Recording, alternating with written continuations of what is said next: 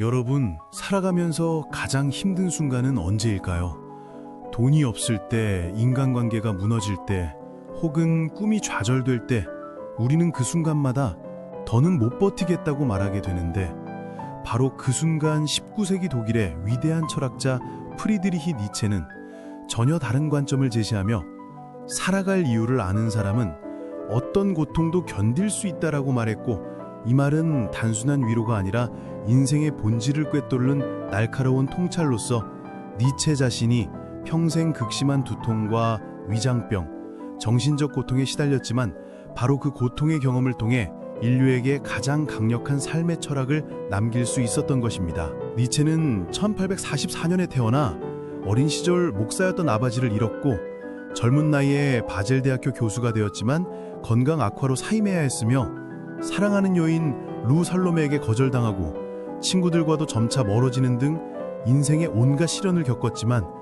그는 이러한 고통을 회피하거나 원망하지 않고 오히려 철학의 원료로 삼아 고통받지 않는 자는 아무것도 배우지 못한다고 말하며 고통을 인간 성장의 필수적 요소로 보았고 차라투스트라는 이렇게 말했다. 에서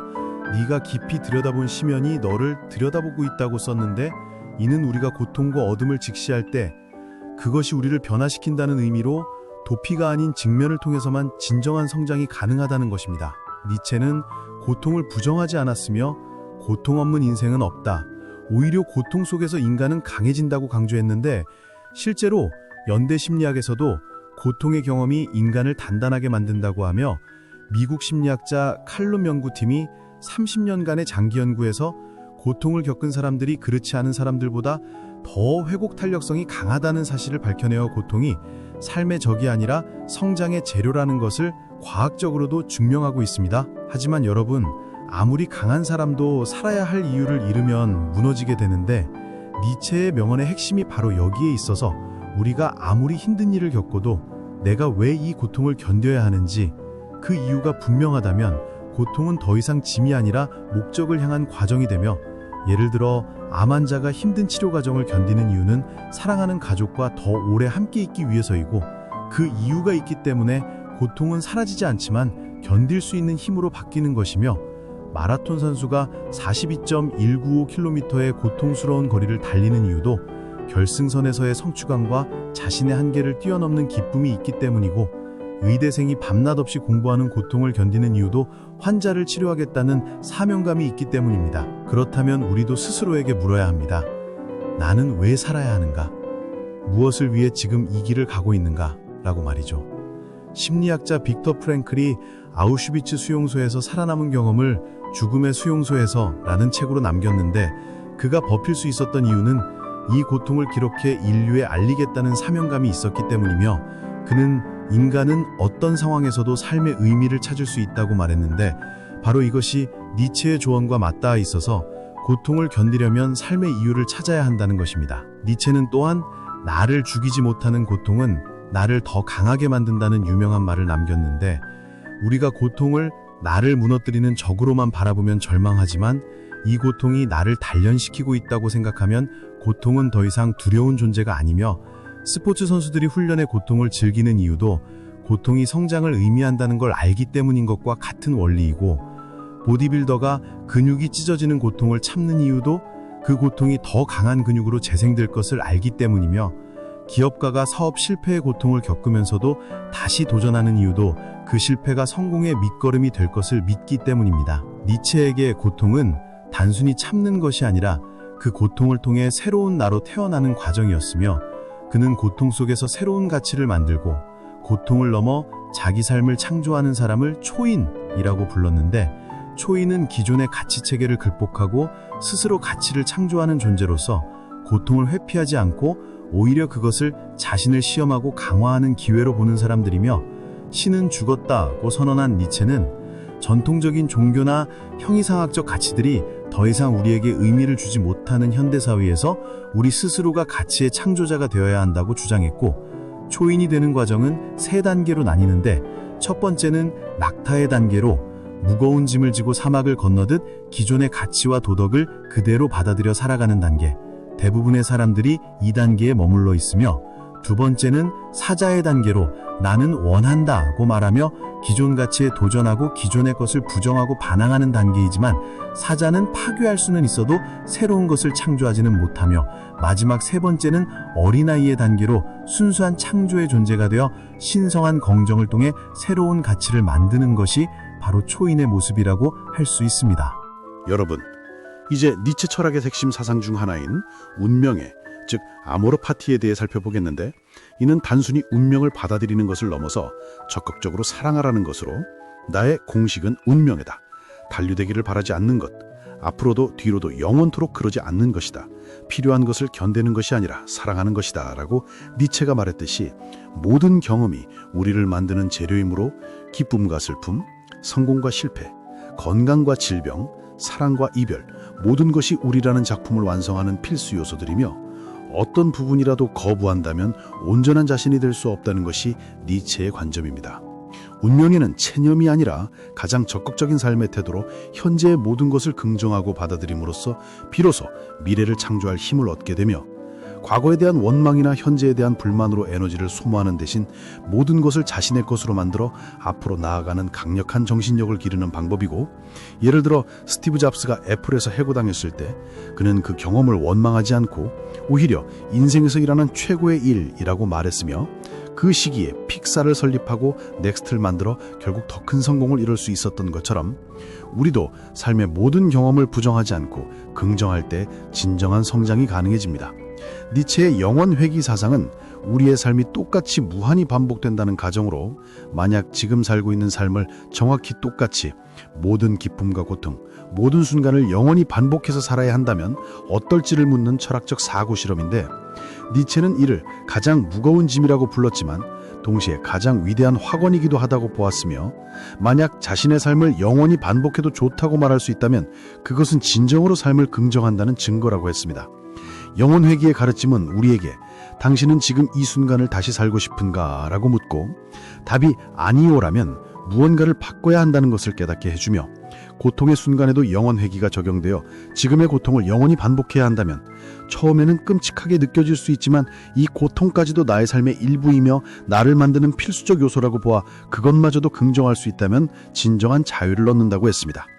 영원 회귀는 또한 우리에게 책임감을 주어서 모든 선택과 행동이 영원히 반복될 것이라면 더욱 신중하고 의도적으로 살게 하면서 동시에 과거에 대한 후회에서 벗어날 수 있게 해주고, 만약 어떤 사람이 매일 미루고 게으름 피우며 살고 있다면 영원 회개의 관점에서 이런 삶을 영원히 반복해도 괜찮은가라고 자문해보면 자연스럽게 변화의 동기를 얻게 됩니다.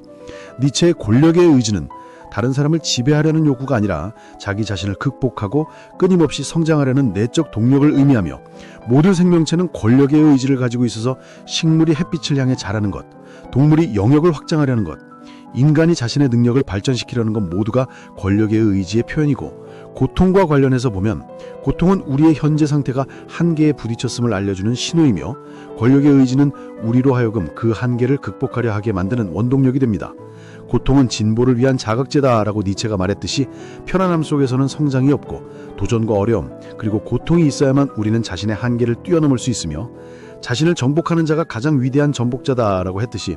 외부의 적을 이기는 것보다 자신의 약함, 두려움, 나태함을 이기는 것이 더 중요하다는 것이고, 마이클 조던이 고등학교 농구부에서 탈락했을 때 그 좌절을 동력으로 삼아 더 열심히 훈련해서 결국 최고의 농구 선수가 된 것처럼 우리도 고통과 실패를 성장의 기회로 만들 수 있습니다. 니체가 살던 시대는 전통적인 종교와 도덕이 힘을 잃으면서 허무주의가 만연했는데 모든 것이 무의미하다, 인생의 목적이 없다는 생각이 퍼졌지만, 니체는 이러한 허무주의를 단순히 비판하지 않고 오히려 그것을 극복해야 할 과정으로 보았으면 기존의 가치가 무너진 것을 새로운 가치를 창조할 기회라고 생각했습니다. 고통 앞에서도 왜 나에게 이런 일이? 라는 질문은 허무주의적이며 우주나 신이 우리에게 의미를 부여해 주길 기대하는 수동적 자세인 반면, 니체는 이 고통을 통해 내가 무엇을 만들어낼 것인가 라고 묻는 능동적 압권을 제안했습니다.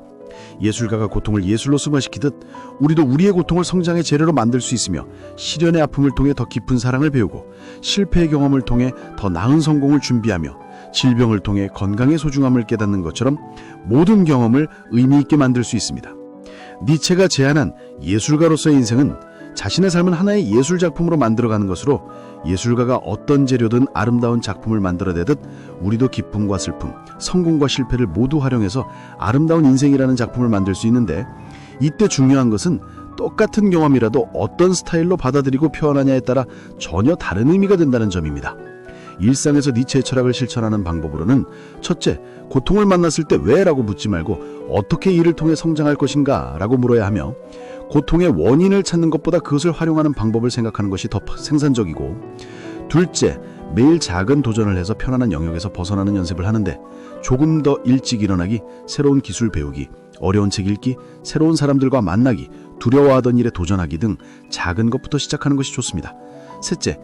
다른 사람의 기준에 맞추려 하지 말고 자신이 진정 중요하게 생각하는 것이 무엇인지 찾아서 자신만의 가치를 만들어야 하는데, 이를 위해서는 깊은 성찰의 시간을 가지고 자신의 내면과 대화하며 진정으로 원하는 것이 무엇인지 발견해야 합니다. 넷째, 과거를 후회하거나 미래를 걱정하지는 대신 지금 이 순간을 최선을 다해 살아가며 편지에 집중해야 하며, 다섯째, 자신만의 철학과 가치관을 만들어가는 것인데, 이는 타인이 제시한 답을 그대로 받아들이는 것이 아니라 자신의 경험과 사유를 통해 독창적인 삶의 방식을 만들어가는 것입니다.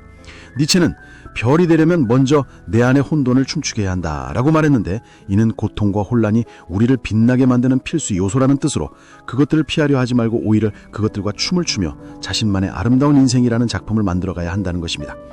매일매일 우리는 작은 선택들을 통해 자신을 극복할 기회를 가지고 있으며, 일찍 일어나기, 운동하기, 공부하기, 어려운 일에 도전하기, 새로운 관계 맺기, 창의적 활동하기 등의 작은 승리들이 모여서 우리를 강하게 만들어줍니다. 우리도 고통 앞에서 물러서지 않고 이 고통이 나를 어디로 데려가는가, 이 경험이 내가 어떤 사람으로 성장할 것인가 라는 질문을 던진다면 삶의 무게는 견딜 수 있는 힘으로 바뀔 것입니다. 여러분, 인생의 고통은 피할 수 없지만 니체가 말했듯 살아갈 이유를 아는 사람은 어떤 고통도 견딜 수 있다는 것이며, 오늘부터 자신에게 나는 왜 살아야 하는가, 내 삶의 진정한 목적은 무엇인가, 이 고통이 나에게 무엇을 가르치려 하는가 라고 물어보시기 바라며, 그 이유를 찾는 순간 고통은 더 이상 적이 아니라 당신을 단단하게 만드는 스승이 될 것입니다. 결국 니체가 전하는 메시지는 삶이 본래 고통스럽지만 그 고통을 통해 우리는 더 강해지고 더 아름다워지고 더 의미 있는 존재가 될 수 있다는 희망적인 것으로, 운명회를 통해 모든 경험을 긍정하고 초인의 정신으로 스스로 가치를 창조하며 영혼회귀의 관점에서 현재를 충실히 살고 권력의 의지로 끊임없이 자신을 극복해 나간다면 우리는 고통을 단순히 견디는 것을 넘어서 그것을 통해 성장하고 번영하는 존재가 될 수 있습니다. 이것이야말로 니체가 우리에게 남긴 가장 위대한 선물이자 삶의 고통 앞에서 굴복하지 않고 오히려 그것을 딛고 일어서는 불굴의 정신력을 기르는 방법이라고 할 수 있으므로, 여러분도 오늘부터 니체의 이러한 철학을 일상에 적용해서 어떤 어려움이 와도 그것을 성장의 기회로 만들어 가시기 바라며, 고통이 찾아올 때마다 그것을 회피하지 말고 정면으로 바라보면서 이 경험이 나를 어떤 사람으로 만들어줄 것인가 라는 질문을 통해 삶의 진정한 의미와 가치를 발견해 나가시기 바랍니다.